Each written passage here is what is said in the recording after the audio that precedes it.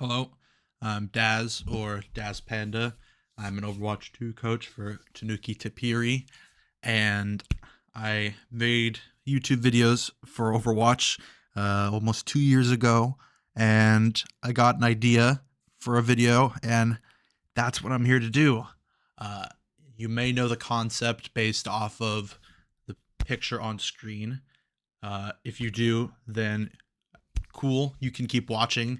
It would help me out, so you can give feedback in the comments, or if you want a refresher of the concept, that's really okay. But this is more for lower tier 3 and such. So if you do not know this concept, I would highly recommend staying and learning about it. It is definitely one of the most important things I coach when I'm looking at clients, when I do client coaching, or even, surprisingly high levels of tier 3. So I'm not going to waste any more time. Let's get to it. On the left here, we have mobility, and on the right, we have range. That's cool, but what does it mean? Well, this theory follows that every single hero in the game wants to look for a brawl, right? And you may think of brawl mostly as a composition, but I think that's bullshit. I don't think there is necessarily a brawl composition. I think it follows this sort of line of thinking. In Overwatch 2, I think you can call them dive, brawl, and spam comps still, but I think it follows this, which is similar, but I think a much more modern version. So every hero in the game wants to brawl, as I said, and I'm going to define brawl as pushing up and finishing the fight. So this could be for heroes and compositions, but I want to start off with talking about heroes. So we're going to start with heroes and how they place on this scale. So let's start with Genji, right? Thinking about it, it's not too hard. Genji's a very mobile hero. He's known for it. He's got a double jump. He's got fast walk speed. He has wall climb, all of that. So it doesn't really matter, I'll say, where exactly you put it, but as long as you have a gist of it, it's comparative. I'll get into that later once we talk about more heroes. But with Genji, he's somewhere here, right? Okay, well, what does that mean, right? So when he is here, Genji, he's going to play up against different heroes that are to the left and to the right of this. And he has more options that he's going to play up against that are range than mobility by him being closer to the left. So we'll put Genji here, for example, and we'll put Widow here, for example. All right. So what the fuck does that mean? Well, the Genji, as you can see, is more to the left with mobility, so he's going to be playing for the mobility to get his brawl, right? As I said, every hero wants to get to their brawl. And the Widow, she's more to the right, and so closer to range, so she's going to play for range to get to her brawl. So what exactly does that mean?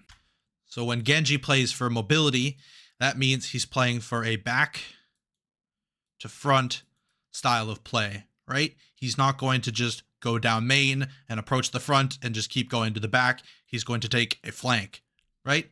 And the Widow, she's going to play for range, which means she's playing for front to back, and she is going to take that approach where she just sits down a lane and just fires through and just gets through the choke via firepower a lot of the time, right?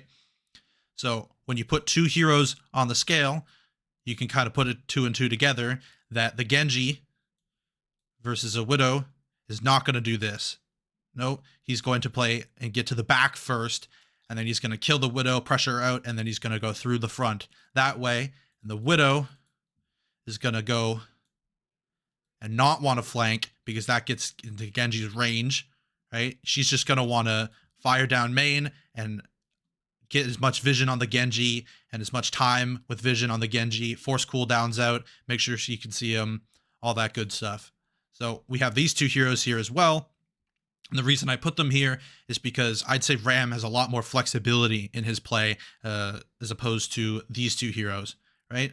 So he can go for either or a lot easier. I will add that Genji can still play for range, right? If he's playing versus a Reaper, he's going to, just sit down main and not want to flank the Reaper, right? He has better range still. And same with Widow, you could argue, versus a Sigma. Sigma could arguably have better range, and she's going to need to flank, right? Because Sigma just has better front to back power. But back to Ram. Ram, he has a lot of flexibility with how he can approach situations, and this will get more apparent when we get to compositions. But versus a Genji, he's going to want to play main and just poke at him with his left click, E, get some cooldowns out of the Genji. And versus the Widow, I put a Widow there, versus the Widow, he's want to flank and take approaches from cover to cover to get closer to the Widow and try to back to front the Widow. Doomfist is also a really good example when you're playing versus a Genji and flankers. You don't necessarily have to flank. You want to play for your range of your shift, right?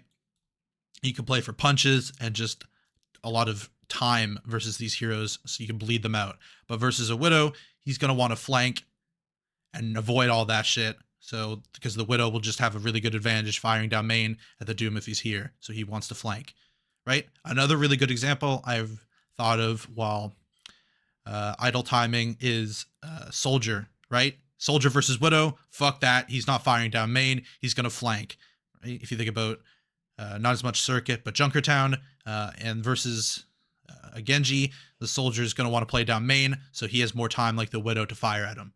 But let's get at the compositions. So we got 3 compositions here. We got a Winston Janshi comp, we got a Ram Sojourn comp, and we got a Sigma Widow comp. So we're taking the exact same theories from the heroes and taking it to the compositions. So let's start with these 2 comps. These 2 are going to be pretty easy how they're going to interact. The Winston comp is closer to mobility than this comp, so they're going to be playing for flanks. They're going to be playing for a back to front, and this comp is more towards the range, so they're going to be playing for a front to back, right? And this comp, the Ram comp, is more in the middle, but so it really depends what they're playing against. So if it's the Winston comp, they're going to be playing for range, and if it's the Sigma comp, they're going to be playing for mobility. But I want to actually get into the nitty-gritty of how you play for this on a team macro level.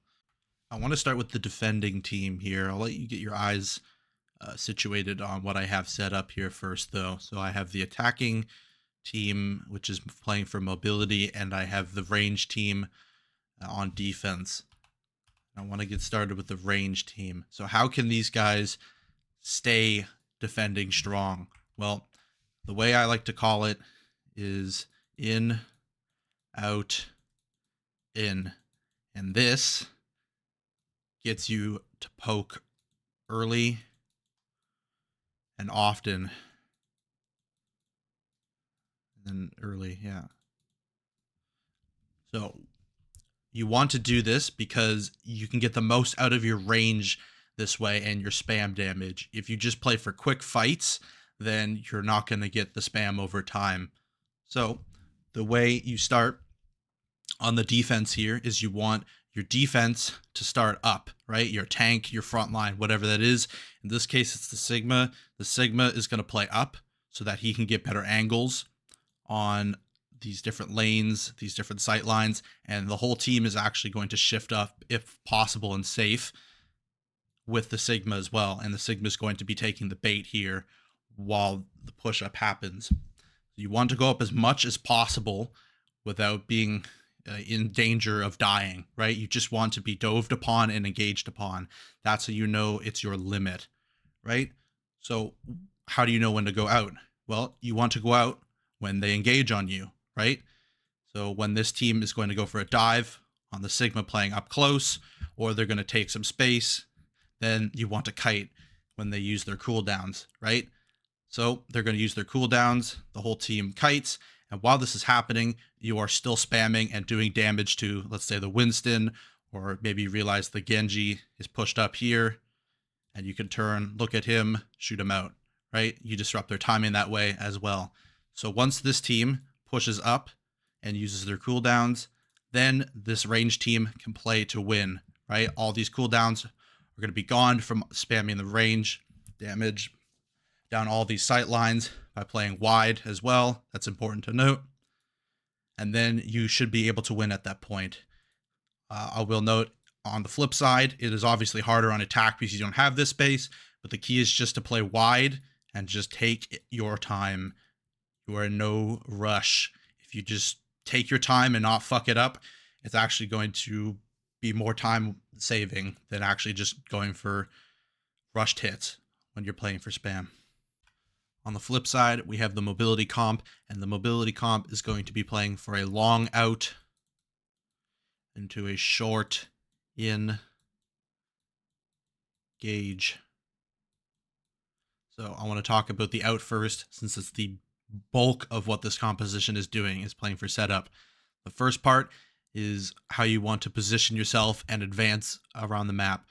So you want to take short positional advancements instead of massive leaps. If the Winston just wanted to jump the back line here, he probably wouldn't make it and he would get shredded. So what he wants to do is like approach it where he's like, okay, maybe I can force out this Sigma first, and then don't keep pushing immediately after that. Take a break, get your cooldowns back, and realize that you took this space, right?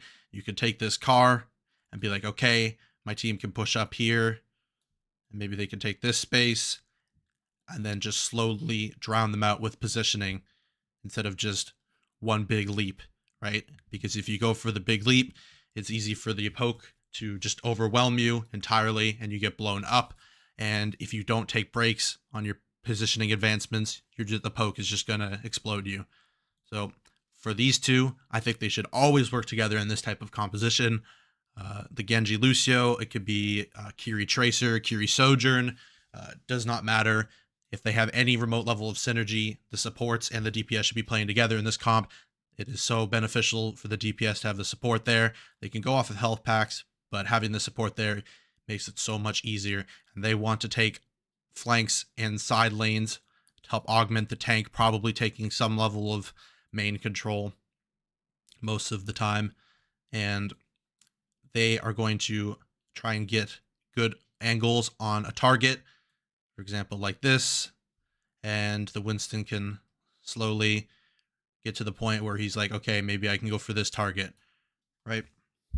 And as I'm setting up here, you can play for a pincer. That's mostly what you're going for here. And the most important part of this is the timing.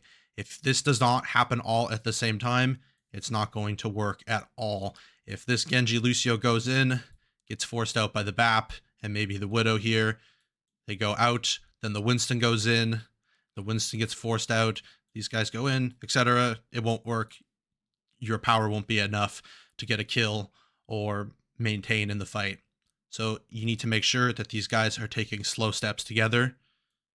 These guys can go like this. The Winston can be like, okay, I'm close enough. 3, 2, 1. Let's all go and fuck them up. Last thing I want to go over is in the case of a mirror composition where you're running the same thing on both sides and your range and mobility are going to be in the same. Well, just because the range is far away from here doesn't mean you can't play for it, right? It's all relative to each other's compositions. So in order to take space, you may have to poke a bit here, and you may not be able to just take the lanes for free and flank, right? Because they have the same capabilities, so you may have to play for poke. Even Reaper can poke. Thinking about as of the recording of this video, the recent Mauga composition with Reaper and Echo, the Reaper would do a lot of poking with the Mauga on his side versus the enemy Mauga Reaper, right? Well, that's fine because you're running the same composition, so the Reaper necessarily can't be poked out, right? So in that situation, it's a lot about playing your game better, and especially ults, right? Because it's a lot of standstills, playing for mistakes that the enemy makes or forcing out mistakes. And the biggest thing is to understand here is that it's relative, right? Just because it's this composition, you're both playing the same thing, so you can play for range here. To quickly recap, we have mobility X range, or back to front X front to back, and it is all relative to what you're playing against. Every hero in the game can do both. Even Reaper can play for range, and Widow can play for mobility. It just depends on what you're playing versus. When you're playing for range over mobility, you want to positionally in out in, and that is going to allow you to poke early and often. And then playing for mobility over range, you're going to want to out in, and the out is playing for your setup, which should be long and take a lot of time, and then your engage should be short and pay off from your setup. And then lastly, in a mirror, you can play for both mobility and range. It just depends on the situation. So that's it. I appreciate anyone who made it through the video. If you did, please give me any feedback. I'm always looking to learn as a coach, and especially right now as a content creator. If there's anything that you want in future videos, any concepts covered, any feedback about what you want included to make it easier to learn, please let me know. And yeah, that's it. Thank you so much, and hopefully see you soon.